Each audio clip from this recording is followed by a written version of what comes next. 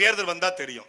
அதிமுக நாடாளுமன்றத்தை 20 விழுக்காடு, அதுக்கு முன்னாடி 38 விழுக்காடு வாங்கியிருக்கு தெரியுது. விசிக வாங்கியிருக்கு தெரியுது. பாமக 5 விழுக்காடு வாங்கியிருக்கு தெரியுது.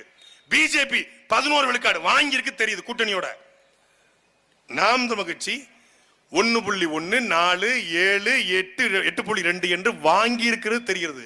நீ என்ன வாங்கியிருக்க? விளக்கமா தடி வாங்கியிருக்க. கரூர்ல செருப்படி வாங்கியிருக்க. செருப்படி வாங்கினாரா இல்லையா?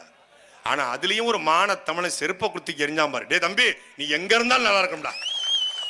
உலகத்துல பரவாயில்ல, விஜயாவது எவனாவது மக்கள் வாங்கிருக்க, நீ என்ன பெரிய மயிலாண்டியாடா அப்படின்னு தூக்கி எரிஞ்சான் பாரு. அதை உண்மையில பாராட்டணும். அப்படி எரியணுங்க. என்ன கொள்கை, என்ன கோட்பாடுன்னு கேட்கணும். எதுவுமே இல்லாம 48 38 ஏன் 100ஐயும் வச்சுக்கோ. ஏன் 100 விழுக்காடு வாக்கு அவருக்கு இருக்குங்க. நாங்கெல்லாம் விலகிறோம்ப்பா. 100 விழுக்காடு பெர்சன்டேஜ் மொத்தமா மக்கள் ஓட்டு போட்டுருவாங்க. மொத்தமா 6,20,00,000 ஓட்டு அவருக்கு விழுந்துருங்க. அவர் அன்ன போஸ்ட்டுங்க. அவர் வீட்டுல இருந்து வெளியே வர மாட்டார். அன்ன போஸ்டா தேர்ந்தெடுத்துறோம். மொத்தமா நாங்க ஓட்டே போல தேர்தலை புறக்கணிச்சுட்டு இந்த ஊர்ல பிரசிடண்ட் தேர்ந்தெடுப்பாங்கல்ல, அன்ன போஸ்டா, அன்ன போஸ்ட், அது மாதிரி அன்ன போஸ்டா தேர்ந்தெடுத்துருவோம்.